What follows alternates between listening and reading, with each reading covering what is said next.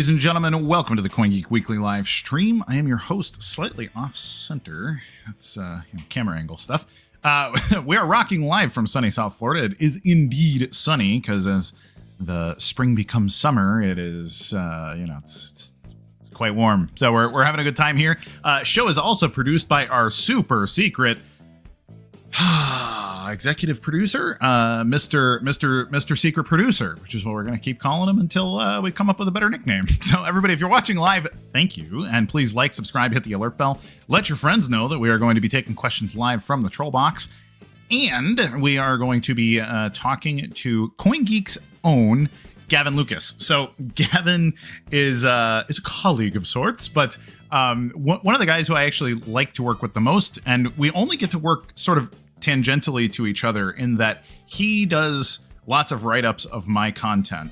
So when I do a show, he will write a show summary after it gets published on CoinGeek.com as an article, and then we comment on a lot of the same stuff, and it's been fun talking to him. And it occurred to me, why have we not had Gavin on the show? Because there's a lot of stuff going on in the whole geopolitical scene.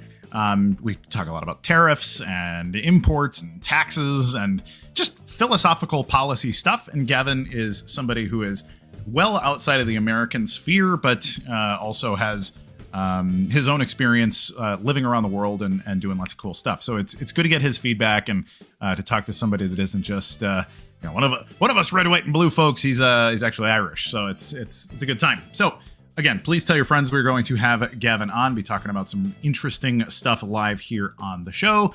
And of course, we need to thank our sponsors, the first of which is Rock Wallet. So Rock Wallet is your non-custodial, completely self-sovereign wallet of choice. It is the wallet of choice here at the CoinGeek Weekly Livestream. I use it myself. We use it at Gorilla Pool, and we use it for a whole bunch of things. It is a really good self-sovereign, self-custody wallet. Gives you your keys. You can export those keys and move it over to another wallet if necessary. Works really well. It also gives you in-wallet exchanging, so if you need to change your BTC and turn it into BSV, or if you need to take your Bitcoin Cash and switch it over to Ethereum Tether, or if you want, any of the other stable coins and any of the stuff. And then, of course, the new money stable coin included on the Rock Wallet.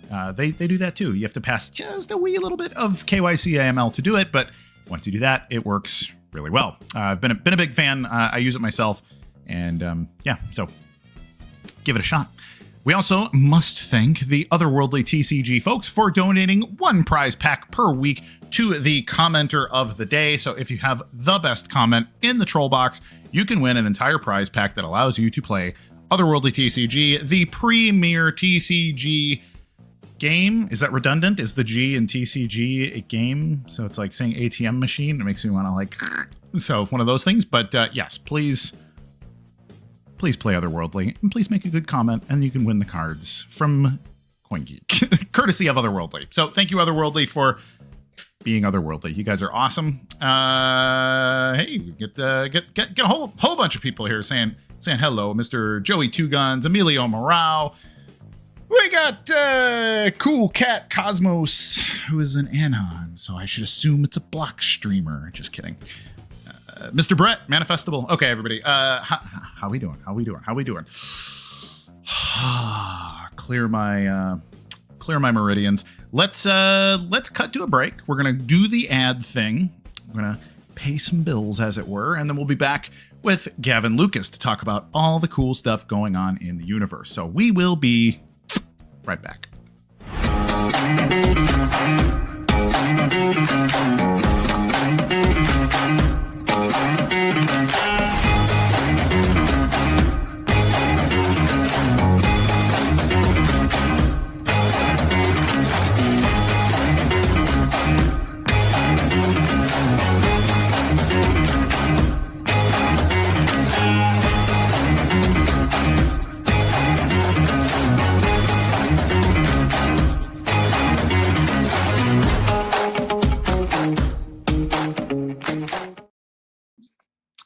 Hello, sir. Welcome to the show. How's it going, man? I'm quite well. How are you?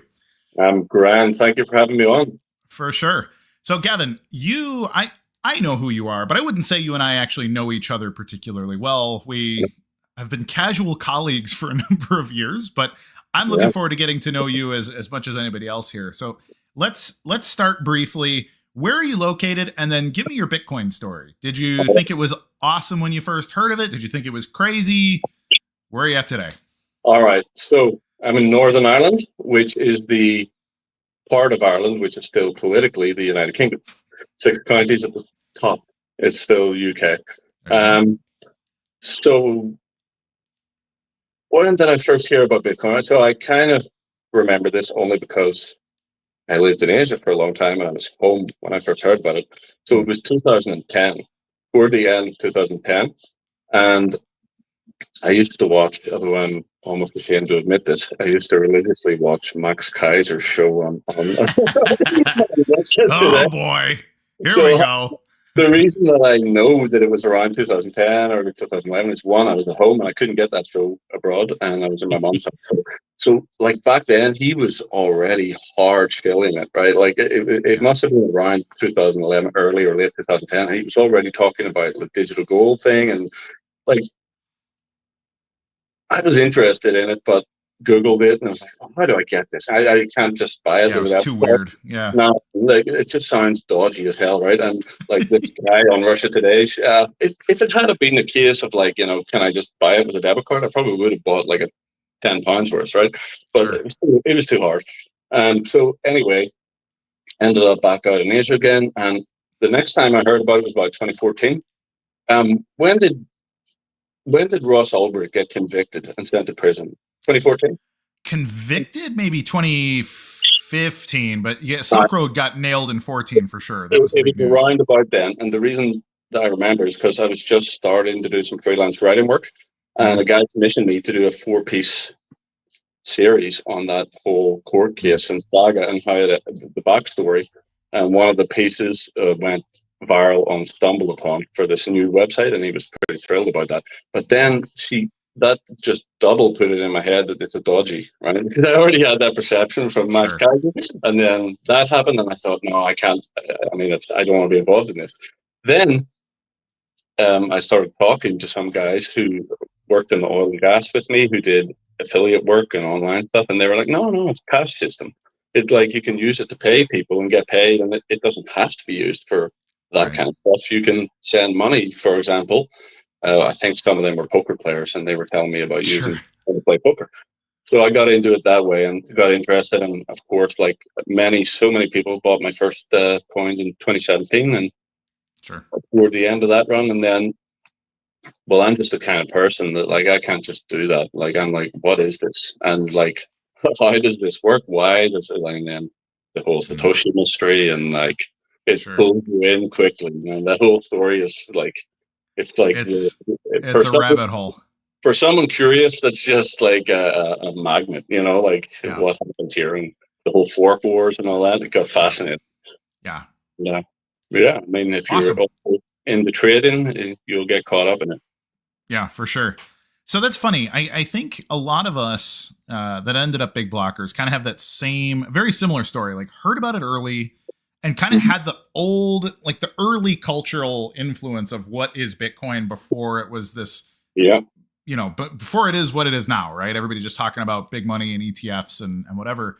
And then asking that question, there's always that question like, where did this come from? What's the history here? And I think that's the other thing is small blockers have a tendency to be hyper focused on like this narrow view of macroeconomic theory.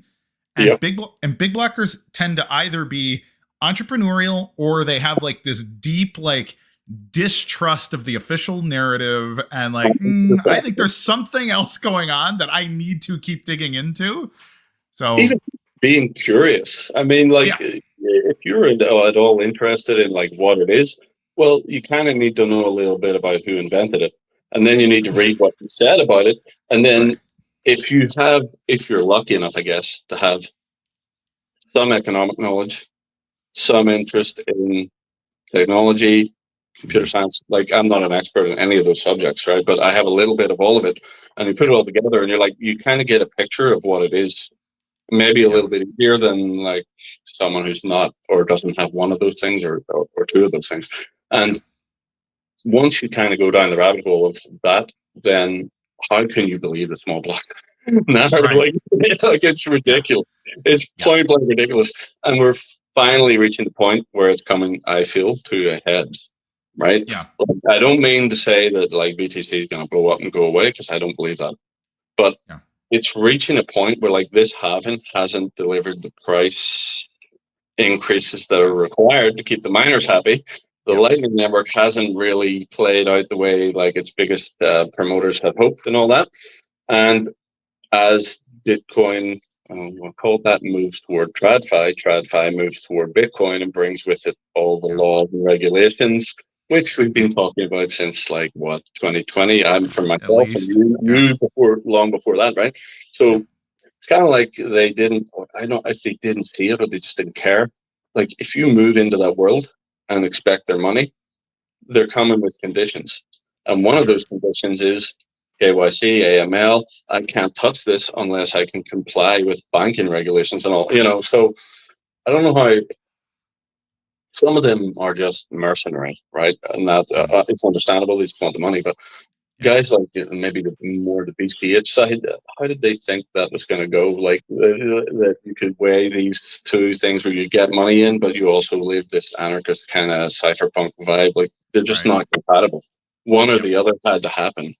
Yep. And when you take the money from the big guys, then they start calling shots. And Yeah. finally, we're reaching this point where, like, I think BTC guys and small blockers are going to have to start to reckon with like KYC, AML. This is part of it, and Yeah. what does that mean for the Lightning Network and this whole narrative? And they Yeah. can't avoid it much longer. It's going to come No, to. it's indeed. Well, and that really is the bigger problem, is that it's such conflicting worldviews on things, A really thing. and this is why I use the term Hegelian a lot. Like Hegel is famous for his basically his treatise about society is its thesis, antithesis, synthesis. So you get like hard big idea over here, hard big idea over here, and then ultimately they fight it out, and you get some sort of hybrid amalgam, which we're seeing here in BTC, and that's what it is. It's like, okay, we'll compromise on this thing in order to get ourselves a little further down the road and make some friends, make some money, and it gets to the point where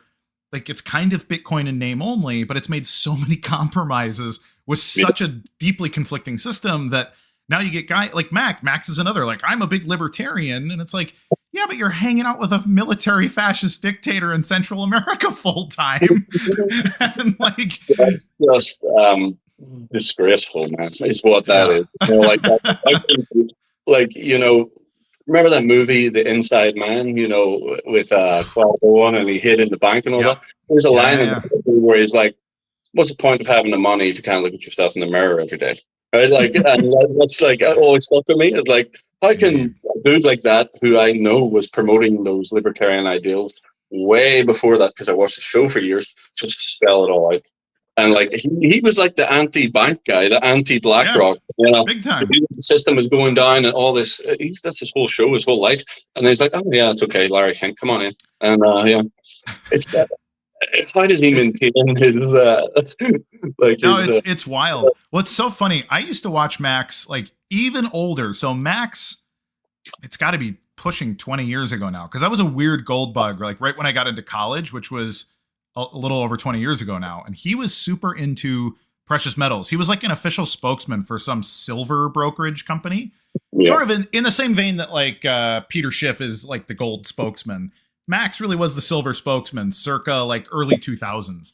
And so it's funny to recount the like the banks are going to collapse. Like the way he talks is also very, he's funny, he's engaging, he's a good entertainer.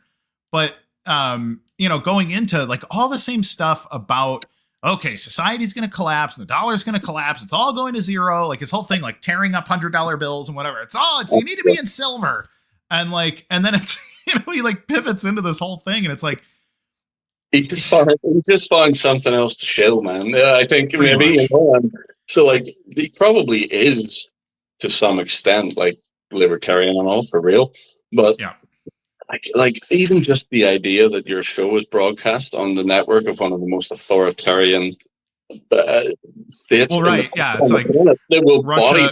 body Russia's state-sponsored television. Yeah, like we're the good guys. contradicting, but I guess, like if they're the only ones who are willing to broadcast it, then that's the way it was. There wasn't YouTube back then, so he had to go where he No, could get that's fair. where he could get reach. But at the same time, it's like, if that's really what you believe in, truly in your heart, like, could you?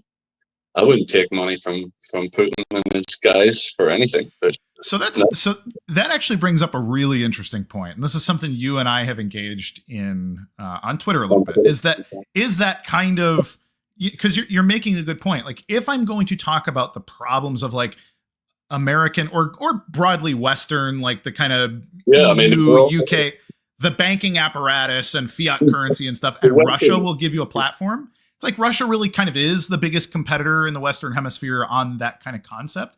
And it's a little bit like, sort of this antagonism with like Donald Trump right now, which in theory, there are things that I like about Donald Trump on like the pamphlet version of Donald Trump and RFK and all that stuff.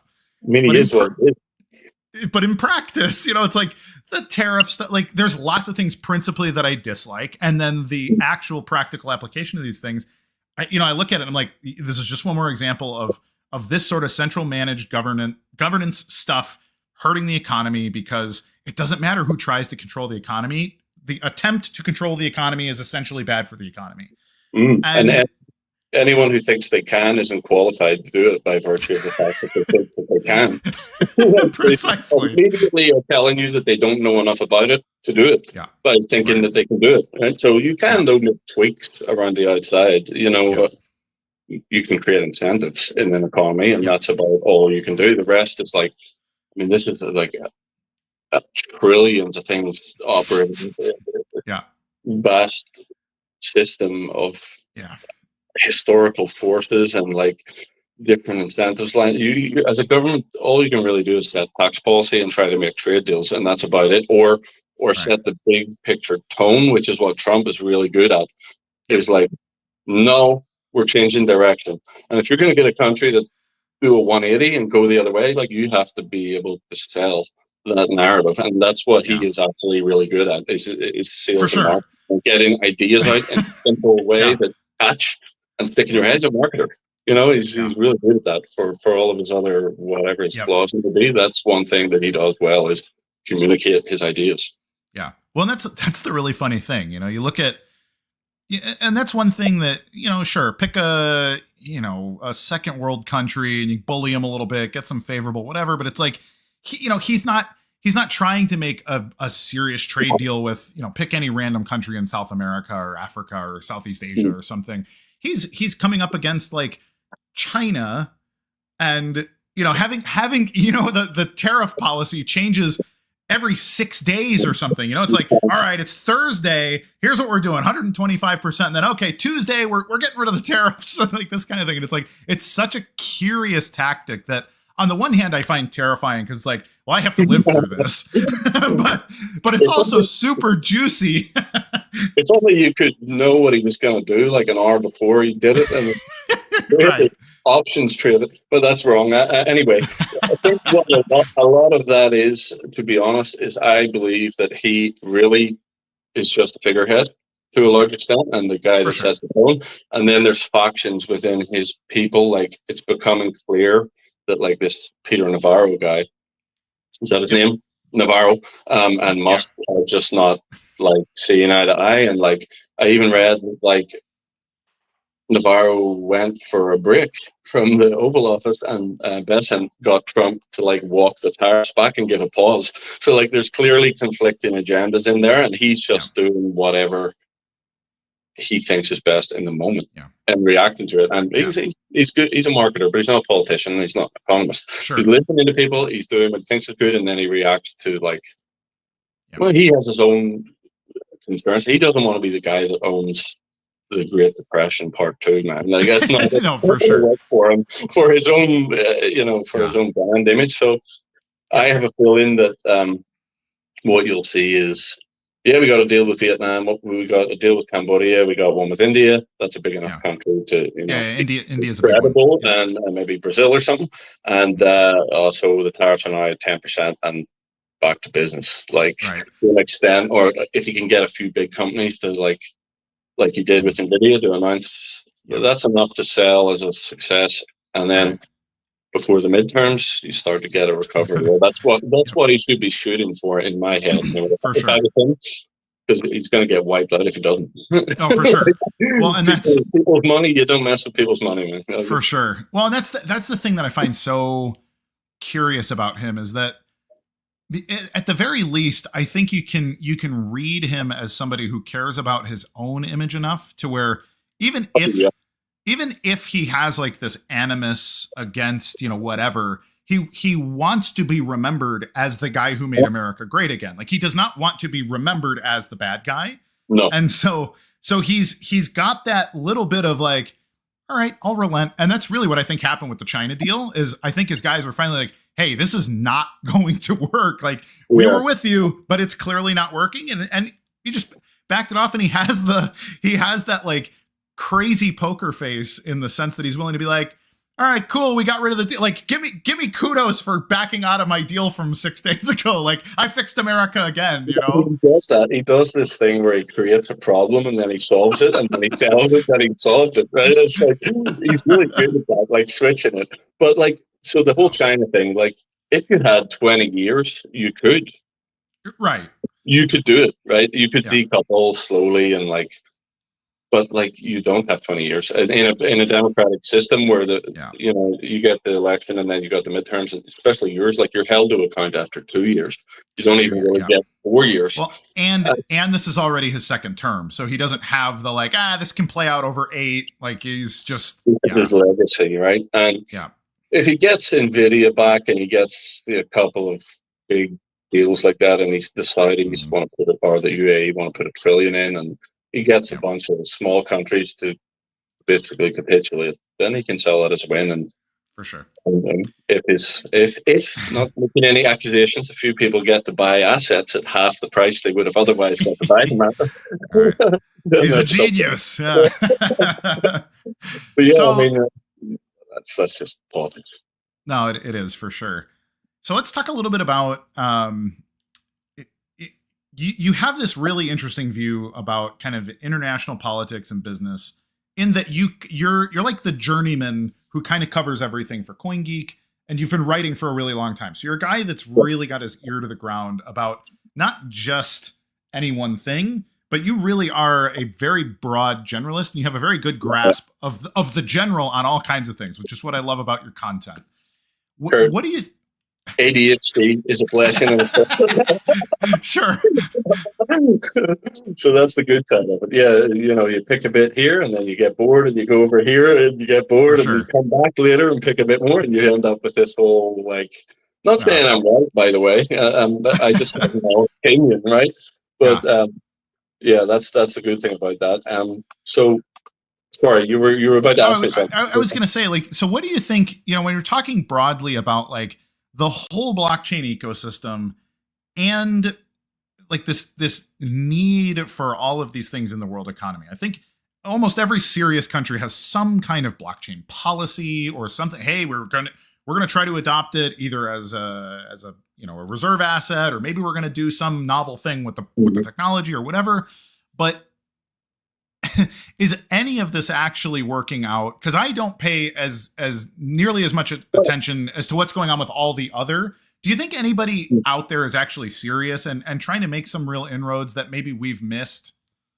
Yeah, I do actually. So some of the time I do write kind of news stories for CoinGeek, but I always try to lead into more of a larger point, if you know what I mean, like a larger philosophical point.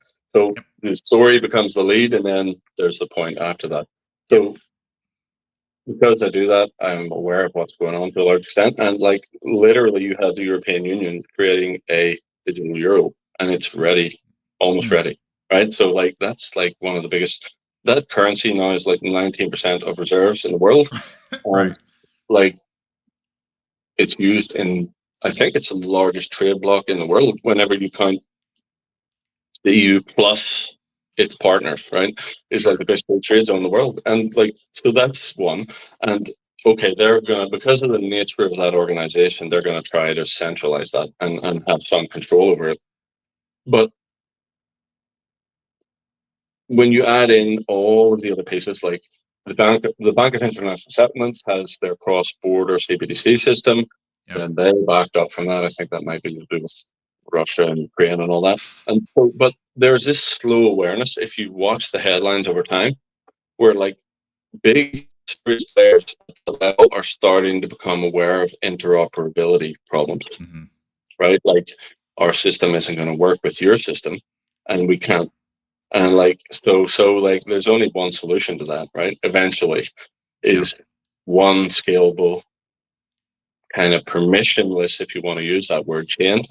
And I don't know that organizations like that would give up control to that extent where they'd be willing to, like, just say 10 years out from now they decide to mint the digital euro on a scalable utility chain.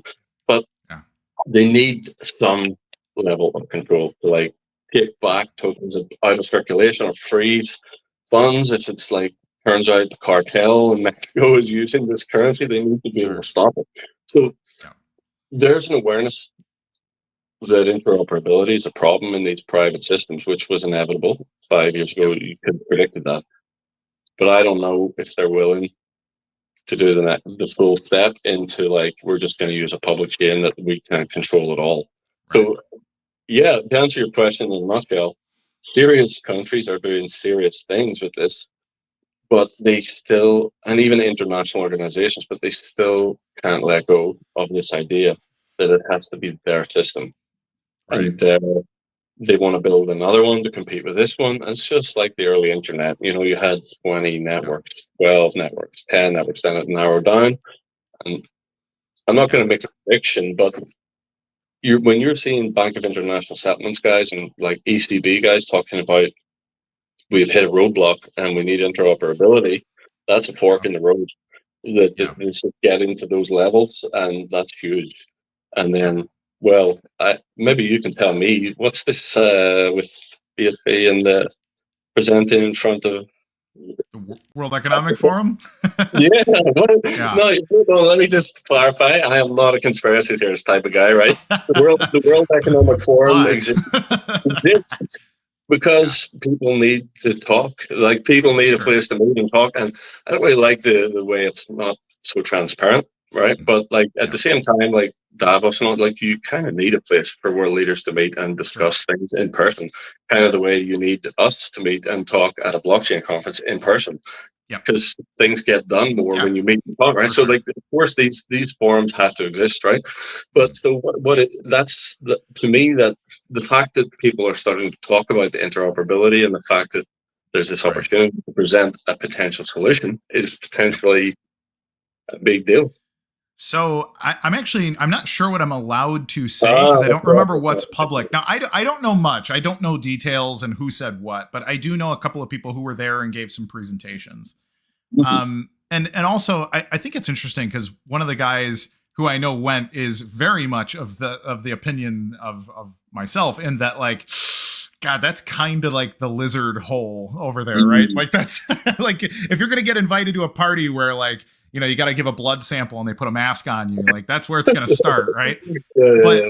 But the interesting thing is that over time, and as I've spent more time with people that are like serious movers and shakers in the world, the more I've realized that there are serious factions, even in big organizations. You know, so it's like, you take the FBI, for example, or the IRS, right? Like, I look at the IRS as like a monolithic bad. But when you look at, like, the people who, for example, they were weaponized by the Obama administration to remove the tax exempt status of a bunch of, like, right-wing political action groups and things like that. And this was, 10, 15 years ago now. But those things happened. But the reason that they leaked were the people who worked at the IRS who started to leak that information and say, hey, my colleague over here is violating his oath and all this other stuff and doing these things. And that makes its way into even places like the CIA and the NSA or the Pentagon and all these places where I would say, like, these are, as a whole, I think, more bad than good, but there are good people in every place. And so I think, and I'm cavalier about this, so I'm very guilty of treating, like, Blockstream, for example, which I'll just mention, and then very cavalierly like just put up memes of like lizards wearing suits and the whole thing, and like that's me attempting to be humorous, but and also criticizing them for the things that we know that they've done that are bad. But at the same time, I hope, anyways, it's also a challenge to the people that work there and say, you know what, maybe we were the bad guys, or maybe I was bad, and like maybe there are places where we could apologize and make amends and that kind of thing. And so all this to say, and I'm not saying this about the World Economic Forum. I'm not about to say, hey guys, WEF good, because I'm still of the opinion that it is also not subjective in the first place. I mean, sure. You know, depends on what kind of world you want to see. You know, but yes, yeah, but to your point, yes, it's good to say, if I was invited, like, Kurt, we'd like you to come meet some people at Davos and explain why one blockchain for the world. And it's like, I would be a fool to say no to that opportunity. As much as I'd be uncomfortable going and then realizing, okay, now there's going to be people who say, oh, okay, they bought Kurt. They've probably got his kids in a cage somewhere or something. But you don't say no to that opportunity to talk to the people that actually make policy for big business and big government and big banks and those things. Like, so, if you were invited to meet Larry Fink for 30 minutes and have a coffee and explain your view on Bitcoin, yes, why wouldn't you do that? You're going to talk to a guy that can literally get it. If it clicks for him and you got that shot and you make him click on one thing, doesn't matter who he is or what you're just an influenced and influential person. So you've magnified your influence by doing that. And that's what you have to do to win, right? Like, I mean, these people are going to make the decisions, whether you like it or not. And so therefore your influence over them is necessary if you want to see the kind of world where BSV is recognized for what it can do.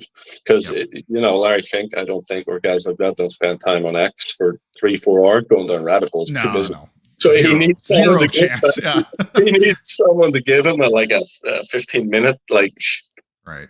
And you might be lucky enough to get one idea into his head, right? And they and boom. So of course I agree with you. I mean, whether you like an organization or not, you should. If that organization is highly influential, you've got to pitch to them, man. You've got to give them a shot. Shoot your shot. So what do you think in your experience? We talked a little bit off air before we started, but what are some things practically? We always talk about blockchain could solve X, Y, and Z for the world, and especially Bitcoin's going to get rid of the central banks or whatever. And I don't think small blockers have ever explained how that's going to work. But what are some practical things in your experience that you think hey, here's a real problem and there's a real solution? Like, how do we marry those things? So what are some of those things in your mind? So they range from the small and in my experience in my industry, which I'm a digital marketer as well as a writer, right? So that right up to bigger picture things that I've seen through living in Asia and all that. So I'll go through them. So down on the scale of work related problems, which is where you're going to get commercial use. If you're a digital marketer, data is flowing all the time, right? Analytics tools are logging how many people saw your post, how many people clicked your post, how many people visited your website, how many sales did you make, what commission do we owe you if you're an affiliate, right? So there's all these different counterparties and they all have to agree on the data set, and there's conflicts, right? For example, so basically, not to get too into the weeds, but digital marketing falls into 3 broad buckets, right? You're using social media, you're using SEO, which is trying to rank organically on the search engines towards the top, or you're using pay-per-click, right? So you're paying Google or Bing or whoever to put you at the top, get some clicks, right? So that's the 3 ways you do it. And then the 3 things that you can make money from are e-commerce, affiliate marketing, which is you're the middle guy promoting comparison table or whatever, or ad revenue, right? That's basically it right now. So, of course, there are problems with data and agreeing on what happened. Okay, if you get a sale for, someone orders a bunch of miners from you or whatever, that's simple enough. There's 2 parties and But if you're using an affiliate dashboard and you want to track your sales and all that, like, not everybody is trustworthy. Some people will shave, if you're an affiliate, will shave your earnings, right? Or if you work in, like, say, for example, you send people through to a trading desk, or like interactive brokers, or if you're in sports betting or whatever, what they'll do is they de-tag your players after a few months, right? Or you sent them through and you're getting a revenue share. They'll like try to cross-sell them to another brand and get them off your books so that they don't have to keep paying you your cut, right? Small things like that, just in my own experience. And so it would be really good if we could have timestamp verifiable records of payments being made by all parties involved, right? So like, yeah, I sent this player to you, or I sent this customer to you to trade. He made X deposits, and I can see that. And, there's no need for me to wait till the end of the month for you to send me that. I can just, as he makes the purchase, I can get my bit, you can get your bit, he can keep his bit, and everyone's, and it's all automated, and no one can dispute what happened. Second of all, that's one on the back side of it, right? The front side is it can make better experiences for customers. So like, say you're in a trading desk and like suddenly you're about to make a trade that goes against the interests of, I don't know, maybe the platform, and the platform for this, oh no, look, our button broke for you to click buy. That happens in sports betting a lot, by the way, when you go to do early cash out and they're like, oh no, the button broke. Oh, how convenient. We don't have to pay millions out to our players, right? Oops, right? And I'm not going to name any brands, but some huge brands get away with that, right? In the UK. So, I mean, if you could just take that out of their hands by using a blockchain with some oracles that determine the payout, that in itself is revolutionary for the quality of these products, right? For sure. So that's on the business side. Basically, summarize all of that, just accurate data and automated payouts that take the human corruption out of this, right? Out of all these processes. Yeah, it's huge. Yeah. The second thing, talking about corruption, is, and this one's pretty close to my heart, why I really believe in BSV and timestamp on-chain transactions, is I lived in Southeast Asia for 10 years, right? And in Indonesia, and then in the Philippines. And I have literally seen the effects of corruption. And I'm not just talking about like the way we have it in the West, where, your politician's beholden to the bank that sponsored him, and he gets a job on the board after he finishes his career in politics, and he makes a law to help them, right? I'm talking about cops that show up and stop your car, and they want you to pay them, or they'll seize your vehicle and take you and throw you in prison, or like they just steal all the tax money and live in mansions. While I went into it's called Campo in Indonesia. It's like a place. It's like a slum, right, where a bunch of people live. And I was teaching English to them, and there's a little kid in there who was covered from head to toe in boils with like pus in them and all through her hair and her face and all that, right? Mom was like, "Nah, I don't have the $5 to buy the ointment that I need," right? And her husband's working, driving a jeepney all day, trying to take customers around, doesn't have the $5 to get his kid the relief for it. So this is in a country that probably has more oil and gas and gold than like I don't know, probably like as much as Russia has, on if you scaled it down to their country's size, right? A very wealthy country. But like people are running around like living in conditions like that because all the tax money that gets paid to help those people just gets taken for the second holiday home in freaking Singapore. It's terrible. And so like it's easy to like be like, oh, that's over there. It doesn't matter to me, but like it does matter, because one, that's human lives that are like they're dying because of corruption, and two, it can be stopped. If you like imagine that I'm not saying that I necessarily agree with CBDCs. It should be done on a decentralized ledger. But imagine that I can prove that I had to pay that cop, right? Like he stopped my car and I paid him $100. No, I didn't. No, it's cash. I can't prove it. But if it's on the blockchain, timestamped, I can say it was at this time, I remember I was there, and then that guy's screwed. He loses his job, right? Like, so, like, it creates incentives to stop this.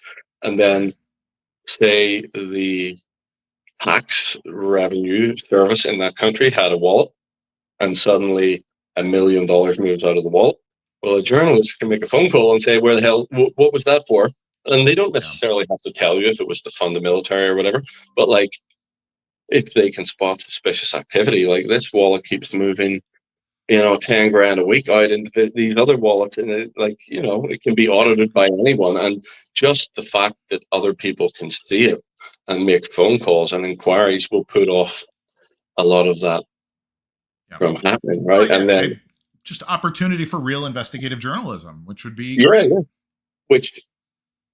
So basically, if this happened at scale, it could dramatically reduce corruption, which would literally save people's lives, first of all, and second of all, would, from our point of view here in the West, like, you want Indonesia and the Philippines and all to be richer, because if they're richer and their people are better off, they can buy more stuff from us. They can buy, from your perspective in the States, they can buy more Apple computers and Ford cars, and it's hard for them to do that if they're stuck in this situation, because all the money that's meant to go to their healthcare and education to help them get up just gets taken. And like, so imagine all those people who are empowered, and that's just a better world, right? So those are two right away: my industry experience in digital marketing, and also that life experience of seeing the naked corruption and how evil it is, and how there is a tool to stop it,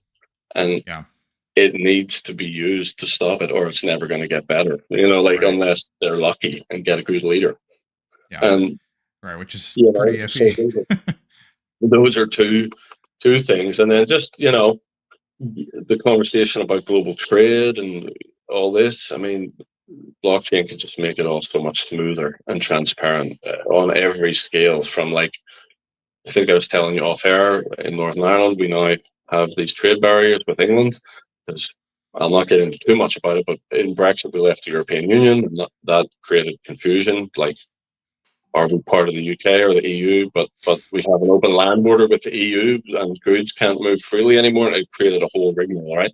So, like, if everything, if you could see the bigger picture of where a good came from, its point of origin, and how many times it changed hands, and where it entered from, and that would just solve all that. Like, it would all just go away, right? Like, and you would say, this batch, we can't take it because it doesn't belong in our market, and out you go, right? Instead of having, hundreds of customs agents and 50 forms to fill in for every small business that then puts the costs up for everybody, you could just say, oh, we scanned the barcode, and we can see that where this came from and where it's intended for. It's going through search, and all that creates prosperity, more profits for the businesses doing trade, less bureaucracy, less friction. So that's the bigger picture. And I don't think that a lot of people who are just interested in crypto see that. Like, this is seriously world-changing tech, man. Like, at the big picture scale, we need to realize that vision.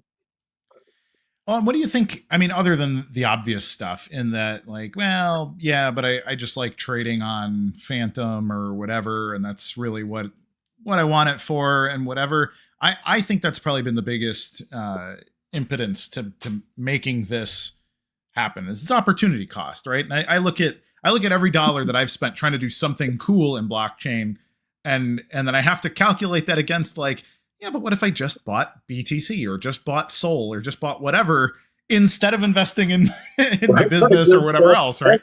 Last year, man. Well, exactly. Yeah, but I don't know. I mean, what's behind that? Is that it's partly that. It's partly the financialization of Western economies.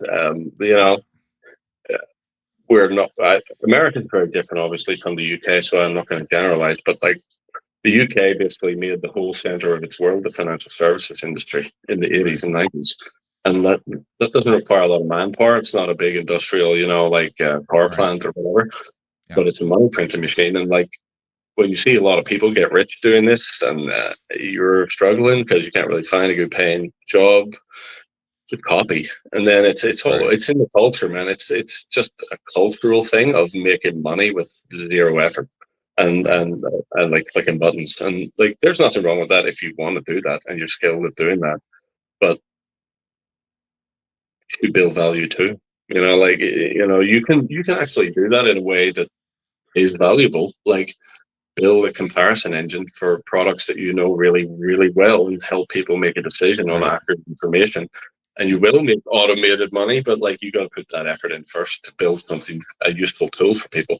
So you can do both, but it's just that people see other people do it, and they saw people get rich and they want to do it too, because like who wouldn't want to do something that has a huge payoff with a really low effort? Like it's human nature. Yeah. And sadly, the education of how this all works isn't there, and that for everyone that cashed out a mill, someone put that million in, right? Like, and didn't make that money. And Right. it's like a zero sum game. And that's how, at least here in the UK, our economy is becoming like that. And hopefully Yeah. they swing it around and change it and get back to some sort of manufacturing and industrial. It'll never go back to being the biggest car exporter, because you can't compete with Sure. China. You just Yeah. can't. If you're looking at decent wage, you just can't. But Yeah. we should do more high tech manufacturing and real value. Mm-hmm. So yeah, Yeah. Well, and I think that also it also has this tendency to change the way that that a nation becomes a cultural exporter. I think back 50, 60 years, and the UK was a huge exporter of culture. Like you think about the music and the actors and like these kind of things where like, when you thought of rock and roll, you thought of like the Beatles and the Who and Led Zeppelin and these kind of things. And today it's like the 60s and the 70s was like that. yeah. Well, and then the US too, that like the US had that same kind of cultural renaissance, but as we've turned more into a like Wall Street, Wall Street, Wall Street, instead of the American working man or whatever, like our cultural exports have become a lot less interesting too, to the point where even our movies, like our biggest cultural export in the US has always been Hollywood. It's been movies more than music. But for the last 10 or 15 years, it's been the same kind of thing. It's like, I don't know, should we remake The Lion King again or whatever? And like it never there's not a big banger. There's certainly not groups of big movies that are like culturally defining or anything anymore. I think there's a few reasons for that. Like part of it is the internet, right? Sure. And so like before, in those decades you mentioned, even the 90s had a very distinct, like looking back now, a very distinct like image and a type of music and stuff, right? For sure. But the internet, like, just everything got blended up into a big giant soup of crap and mixed around and like like all that. It's to some extent those forces that created very unique national music and movies and all that are just blended into something. I think the other thing is the economic models. Like, for example, someone put it to me that movie producers, who comes up with the money? The producers, right? So the producers won't back risky ideas anymore because they can't make, if a movie bombed before, they could make it back on DVD rentals and sales. Yeah. Whereas now they have no safety net, right? Like if it bombs, it's dead, and they can make pennies on streaming, and you lost tens of millions of dollars, right? So it's cultural with everything being diluted so much, and then other forces like political correctness and all that. And then it's the actual economic fear of just like losing 20 million bucks on a movie that doesn't do well. Like, and it's kind of like VC startup culture. Like you need to have the 10 losers to get the one that goes boom. Right? And like no one's willing to take those risks anymore on movies and music. It's just manufactured. We know this works. We know another Marvel movie will bring in twice the money we spent. We know another. And there's no more Fight Clubs and no more Matrixes and American Beauties and all those classic movies that just came out from maybe weren't expected to do so well and became something big. That's interesting. that's part of it. And maybe NFTs can return the value of digital products being scarce again. Like Sure. maybe you can get back to not that rental model where like you can make your movie back on the rentals, but like instead of having Netflix and Amazon and all that, like what if you had to just rent the movie like you used to? Right. Get an NFT that gives you like 3 days to watch it and then it expires. Direct distribution. Yeah. Yeah, or even being able to own that. Like Sure. that's your copy of this movie with a unique serial number, and that's yours now. Right. And if Amazon ever goes out of business, which it won't, but if it does, then you still have that, and you can like plug into another service. It needs to return to that, and maybe NFTs are the answer to that to some extent, like creating a limited number of something or ownership of it. And I don't know, but the effects of streaming have been really, really bad on music and movies and everything else. It's a bizarre shift. And you mentioned like everything kind of amalgamating into a soup. And like one of the things I've noticed, I used to go on lots of road trips, and it used to be very apparent when you'd be in like, wow, I'm in Iowa, or wow, I'm in Arizona, wow, I'm in Tennessee. And now it's like very kind of doesn't matter where you go. Like everybody's accents have kind of softened, and it's like, okay, there's a McDonald's and a whatever here, and like there's do you think it's the internet? Probably. I feel like it has to be, in that, people don't learn to talk from their parents anymore. They learn to talk from the same prepackaged nonsense TV and internet and whatever. My son is 9 and he literally sounds more like you than me. Weird. Because it's crazy. Right, on YouTube, and he's just hearing this from Ryan's World and stuff he used to watch, and then he's watching movies and all that, and his friends kind of talk like that to some extent, and it has to be. It's just YouTube, and I suppose because his mom isn't from here either. There isn't that two people, with the same accent. But I agree with you. It's terrible, man. Like. And I actually really believe a lot of what you just said there is causing things like Trump and causing things like Brexit and causing all these crazy political things like swing. We need to claw our culture back. Like, hey, man, I liked my grandparents. They had, even at my house. So like my mother-in-law is from Poland. So she's a very Polish accent. And she's interacting with my children. And like, you don't get a lot of that anymore. But when I was growing up, Chicago has a huge Polish neighborhood. And even that, like you used to walk into all these stores and I'd speak English. They wouldn't even know how to talk to me because they were Polish. And now today it's, we got that. Like, I don't even speak it anymore. That kind of thing, I know. And that's interesting. A place like the States where you have these little microcultures all coming together. But like somewhere like the UK, like, okay, so obviously like Trump is to some extent a result of mass immigration, right? And too fast, and people going like, whoa, this is all changing too quickly for me. And it's not only immigration; it's also the speed with which tech is changing. The next level, like my mom doesn't even know how to use internet banking, and we have AI that like can talk to me like a person, right? It's like it's too fast for people, especially older people, right? And we're going to get there someday too. And a lot of it is just backlash. Like, stop, hit pause. Let's go back to the way it used to be. And like, that's what, to some extent anyway, Trump is. That's what Brexit is. That's what all these movements are. It's like, we need to stop everything, hit pause, freeze, and like integrate people and get everyone on the same. And I think that's just not going to happen though. And I worry about, because the things are just going to keep speeding up, man. Like it's going to get freaking faster. Like I really believe AI will be the kind of changes we saw since 2000 until now will happen between now and 2030.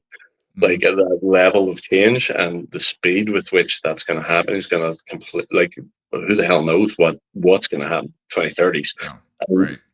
Again, to circle it right back to blockchain, there is a tool to mitigate the worst effects of this.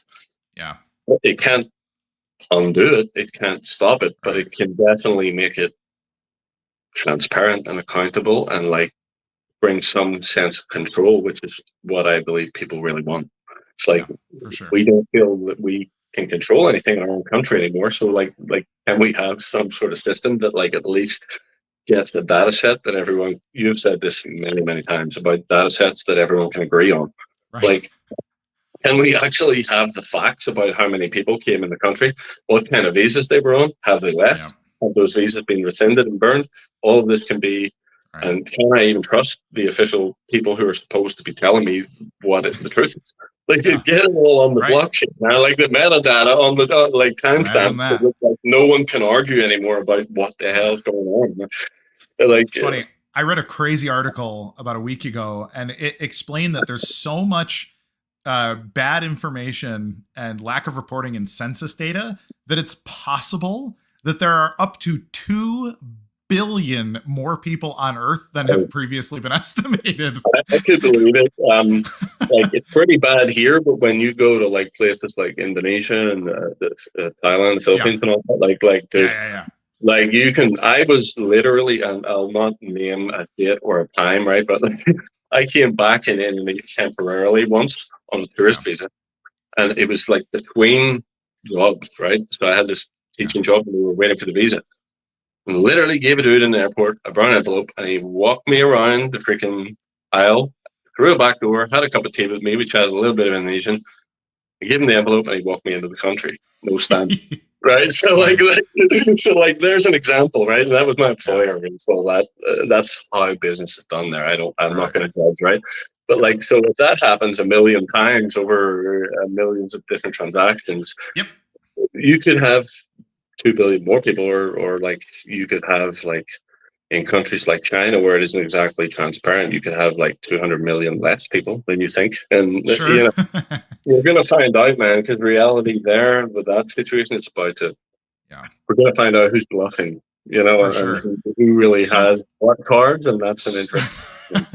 Speaking of bluffing, let's talk a little bit about BRICS. I've been for a long time. People are, oh my God, BRICS. It's going to be Russia and all like Russia, China, Brazil, and these other players. And I've always said, okay, here's the amount of threat as a percentage that BRICS is. And it's how much of your net worth would you be willing to save in a Russian bank? And whatever that percentage is, that's how much of a threat BRICS is. And so, but you've had some interesting takes about BRICS, both from a technology standpoint and, geopolitics. I'd love to hear your take. So you said how much of a threat does BRICS represent, right? So what I would ask you is, what do you mean by a threat? Well, as an American, I get to be both a massive critic of American politics and money, but at the same time benefiting from it massively.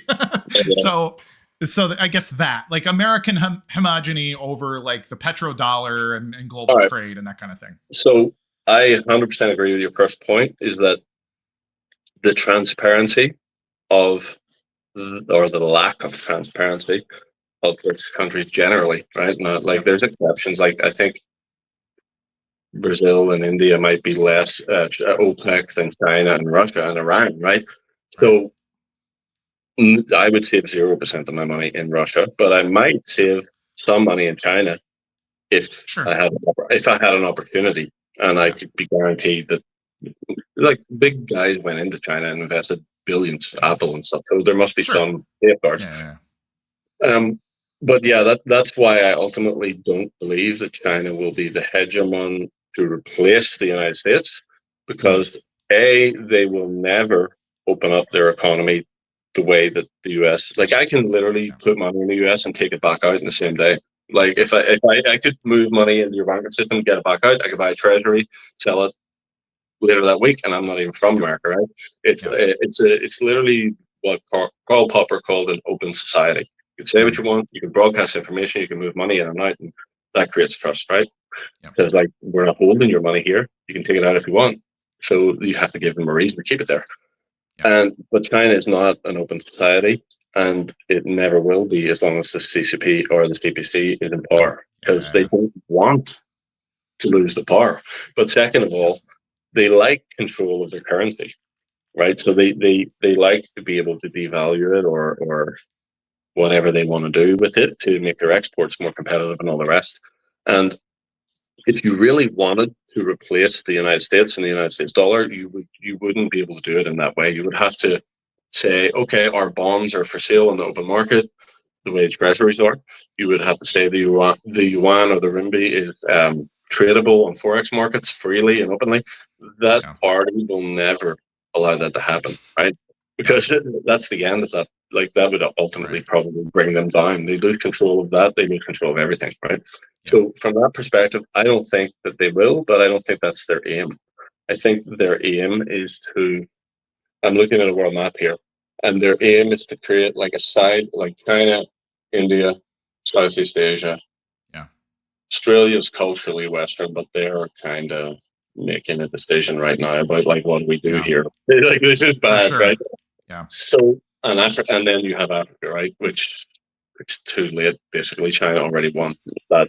They've been colonizing it for a generation now, and in a different way as well. Like in a let me build you ports and schools way, But ultimately, it's for quid pro quo, right? That's the history of how China has always operated. It's like, we want tribute.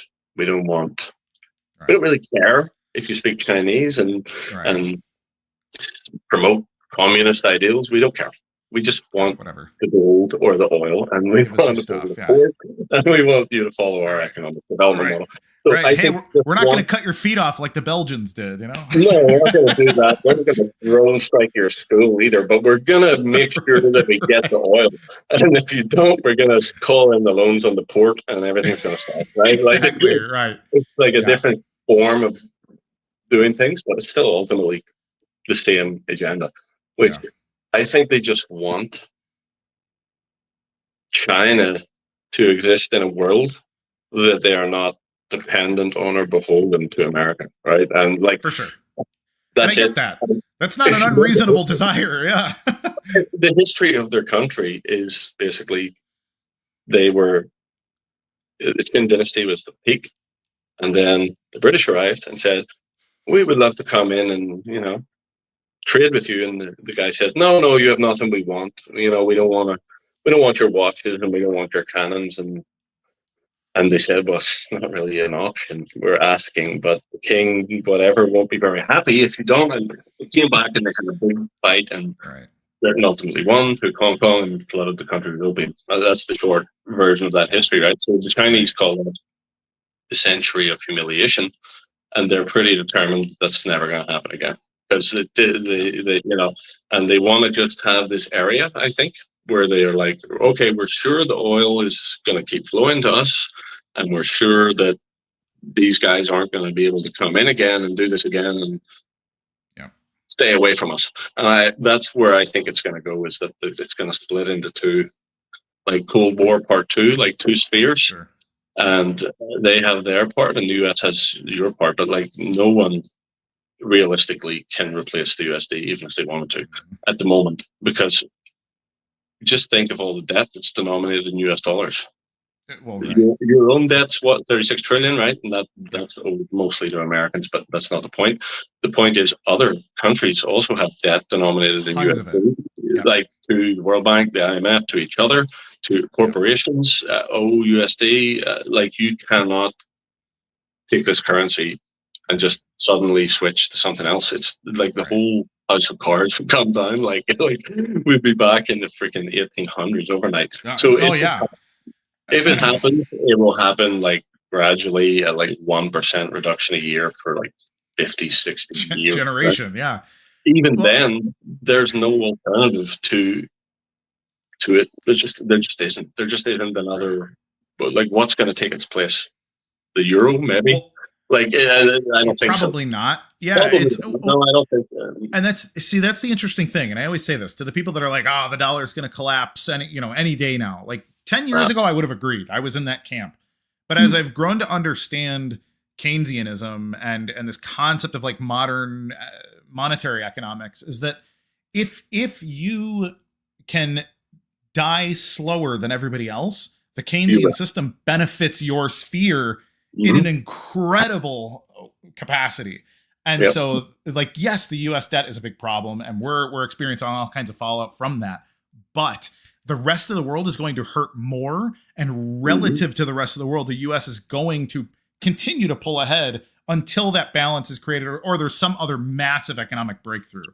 And or they come to another agreement whereby, like Bretton Woods Part 2, where everyone gets together, says, Yeah, right, they reestimate everything. all Whatever. this debt is now valued in Bancor. I think that was Keynes's idea, is to create like a neutral like in Dogecoin. reserve currency. But I mean, gold maybe, but I don't even really buy that theory, to be honest. I don't really understand why the fascination with gold.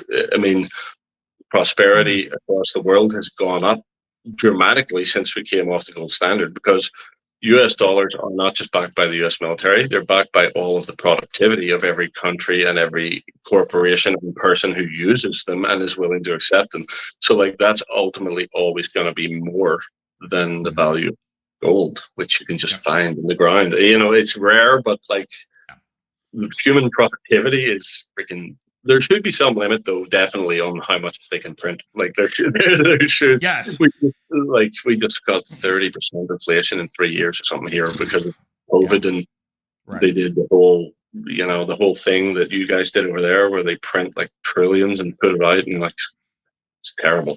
So like ultimately, all that to say, there's no alternative for the foreseeable future. There's no country that's as open anyway and would let you come in and out of its financial system that way. Right. And China, I don't even really believe wants to be the hegemon. I think they just want BRICS countries to be there. Right. And India isn't play that game. So even within that, like India and China don't. That's not going to be a friendship. Oh, I know. Well, exactly. Well, that's the thing. I think. Well, and that's what I find so funny is that people will criticize Americans for like, oh, your border policies are racist and all these and I'm like, guys, like I agree they're imperfect and that there's lots of problematic things about American culture and politics and race relations and whatever. But if we're talking about compared to, there's about 6 billion people on Earth that are way worse than the U.S. when it comes to like racial politics and borders and all of that stuff. Yeah, I know it. And they have like conflicts that go back 500 years. By the way, did I mention I live in Northern Ireland? Yeah, I know. Right. Until like 30 years ago, as I told you before, once like there were car bombs going off and like weekly in the city and people being murdered and stuff over like where's the border? Like it's crazy. Yeah. But thankfully that all died off when Britain joined the EU, and then it doesn't really matter anymore because it's you have Ireland, the island, you have England beside it, and Scotland and Wales. You have Northern Ireland, it's a little part of the UK, but like when you're all in the same trading area, it doesn't matter. Everything's open. You can move freely. Goods and people can move around. But whenever one decides to leave and take this little piece with it, it's like all of a sudden you have these problems again. Where's the border? Can goods move freely? Can I go freely across? Is it, and it's, can we just create a world global free trade zone like where there's no freaking, but then the free movement of people isn't going to fly in a lot of places. Like if you just let everyone move anywhere, it won't work, especially in Europe where Western European countries have these big welfare states, and that's the problem. It attracts people. Yeah. You have to fix. Are scared that they might not be able to make enough to survive, and they come. Like I did it. I came back from Asia when I had a kid because, in large part, like I lost my job at the time in oil and gas, and I was like, okay, at least there I have health service, like universal health care, and the kids will get educated. So I understand why people do it, but like the system won't work if everybody's taking out more than. And so if you just let it be a free, open thing, then the system wouldn't exist anymore.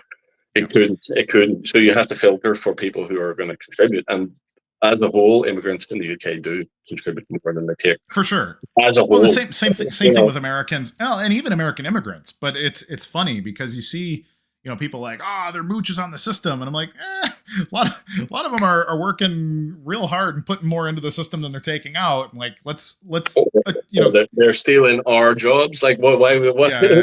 Did you apply for that job? Pretty sure you didn't, man.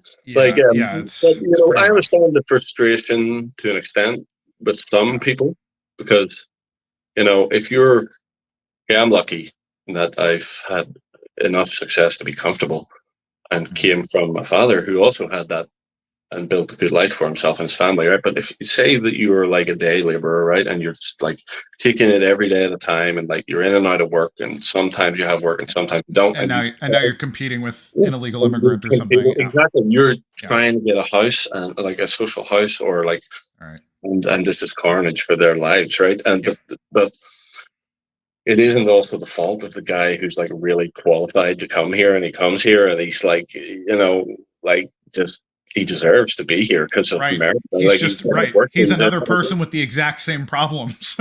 So also, this is another thing that's lost in the narrative, and the data would be good to have. It's like UK, the vast majority of immigrants in this country every year are either on a work visa or a student visa, which means they're paying huge sums to study here, or they are working here because they passed the points-based system to say that they're qualified, right?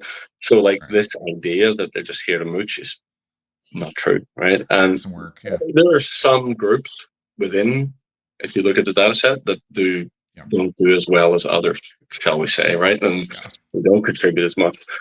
But that's just, cultural and all that, and they should be limited. But again, to bring it back to the point of this podcast, it would just really be good to be able to point to something and say that narrative isn't true that you're promoting. Like, we have data here that proves, like, out of 700,000 people, 400,000 were students, 250,000 are workers, and only 30,000 are refugees that you claim are flooding the country. And this is verifiable fact, because everything is. Well, there's 800.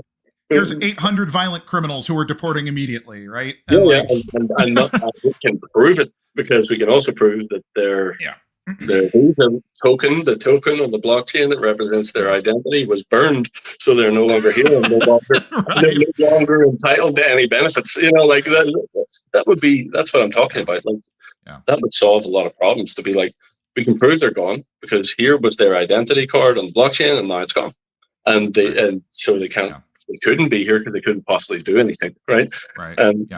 All of this can be done with a scalable blockchain that charges imagine that 1/10,000th of a penny to do these transactions, and all of it can be done in such a way that the government doesn't fully control it either, and that's a good thing. And we need to keep hammering that.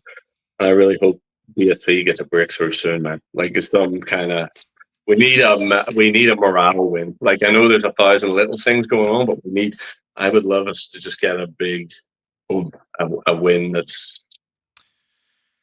Well, just a serious proof of concept. Like, we have so many proof of concepts that don't mean anything, but any one of these things, and even a pilot program, I think actually the best example is probably the Mint Blue thing in Belgium right now with their instant taxation situation, where it makes a few jumps through the Belgian revenue office, and it pays the tax office, it pays the people who are processing. It's breaking all this stuff out. Really, really. If you could scale that out, how much waste could you eliminate there? Well, you can calculate that, right? And so that would be. That's incredible. A relatively small country, which, relatively small. So it could be done with the transaction capacity that Terranode will bring easily. For sure. Easily. But I still believe that it's better to integrate into the existing systems than to try to build competitors on BSV. If you could get Google to use it or Facebook to use it, rather than try to build an alternative to Google or Facebook, you're just going to get so much further, so much faster. Or if you can get VeriSign to use it instead of building a competitor, we just need one. Right. And then the marketing starts where you can walk into a boardroom and say, "Oh yeah, we have VeriSign." And they say, "Oh, okay, that's good enough." So it's like social proof, it's getting that first one that's pretty hard. Yep. Well, Gavin, we are 15 minutes over because this conversation has been awesome and I'm having a great time. But we should do it again sometime. We should. This should be a quarterly thing or something, catch up with the whole economy. Yeah. CoinGeek keeps me abreast of what's happening, and having that writing gig kind of forces me to be aware of it, and I love that because it builds into so many other areas. If you have the big picture, can write other things. You learn about tech trends before people, and like Yeah, all that's great. the BRICS thing and all that we were talking about, like trading opportunities there. It's huge. And if you have your ear to all of it, then you can see these things. By the way, just in case I come across a certain way on social media, I just want to be clear to everyone. Like, I try to be like neutral, but I'm not pro-China because I've been accused of that a few times. I'm not anti-American. I'm just anti the version of this that turns away from global trade. And like, I just want like everyone, like they can get rich and you can get rich too, and like everyone can trade. Like, and I'm not going to take a side in this, but I'm not like, I think Pax Americana in the last 50 odd years have been the best part of human history, man. So like, let's do that, more of that, even if it's a joint thing where China has to be respected and given its steer. Keep trading, keep open trading. Don't turn back. Don't put up the barriers. Just keep trading, make everyone richer, and like let them win what they can win, and you win what you can win, and like hopefully this whole era will just stop and we'll go back to that and a new renewed, invigorated fashion, man. And hopefully blockchain can play a part in that. Yeah, honestly, that's like a beautiful vision. We should turn that into one of the short clips for the show, because I get the same thing. I get my critics, my like left wing critics. Kurt's a hard right winger. My right wing critic, Kurt's some kind of a weirdo globalist. I'm just like, if you're tweeting, it's hard, man. You can just say, "Oh, look, China's GDP grew this year," and someone will be like, "Pro CCP shill," and you're like, "What? It is a fact, a neutral fact, like a data point." Yeah. I don't know, but that's part of digital communication. But yeah, for sure. So, yeah, man. Thanks for having me, and I hope everyone enjoyed the conversation as much as I did. For sure. No, it's been a pleasure. And really, let's make this a regular thing. And we'll talk soon. I'd love to. Cheers, man. Thanks. Have a good evening. Take care. Bye-bye. All right, everybody. That was Gavin Lucas. Probably the most prolific writer over here with CoinGeek. And so we're going to need Becky to watch this whole show and do the summary, because I think it'd be unfair of Gavin to have to watch himself and then summarize. So Becky, you better prepare. This one's for you. Okay, let's wrap. I'm not going to go wax philosophical any more than I need to. Let's roll the comment of the day graphic, and then we'll distribute prizes forthwithly. Go.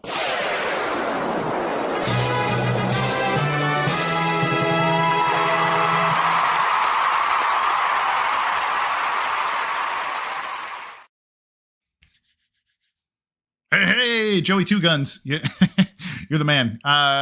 So we're keeping everything in Florida.